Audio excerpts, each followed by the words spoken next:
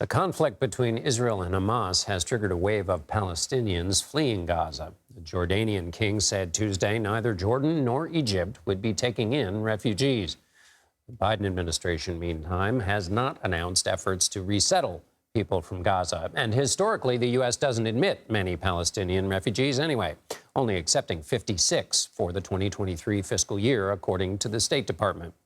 For more on this, CBS News immigration reporter Camilo Montoya-Galvez joins me now from Washington. Camilo, first, why does the U.S. resettle such a small number of Palestinian refugees?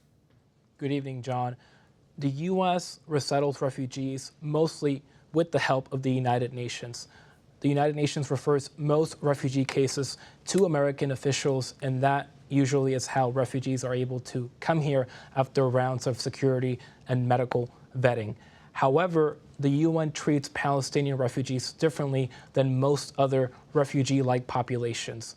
While most other refugees are under the mandate of the UN Refugee Agency and registered with that agency, the millions of Palestinians, John, in the Gaza Strip, in the West Bank, in Lebanon, East Jerusalem, Syria, and Jordan are under the legal mandate of another UN agency, not the refugee agency. And that agency, while it is U.S. funded and also provides basic necessities like food, medical services, and water to these Palestinians, does not offer them resettlement referrals to other nations. It does not participate in that process, and because of that, the U.S. historically has not resettled any large numbers of Palestinian refugees. Over the past 10 years, fewer than 600 Palestinian refugees have actually been able to come here under the traditional refugee program, including the 56 Palestinians that you mentioned in fiscal year 2023, when more than 60,000 refugees were admitted.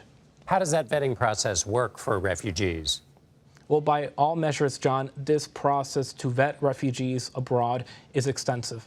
Before they get to come here to the U.S., refugees must undergo a process that typically takes about 2 years to complete or even longer, because it involves different layers of security screenings, in-person interviews, and even medical exams to make sure that these refugees do not spread a disease here in the U.S. And the security screenings involve reviews of government databases, including those run by the FBI and other law enforcement officials here in the U.S. And those are designed, obviously, to ensure that no potential terrorists or national security threats are admitted into the country. And officials who have worked on these refugee issues under both Republican and Democratic administrations, John, will tell you that refugees are among the most vetted immigrants to be granted permission to come to the U.S. And they will also tell you that terrorists are unlikely to use this channel to try to come here to the U.S. because they know the process and the vetting is so extensive.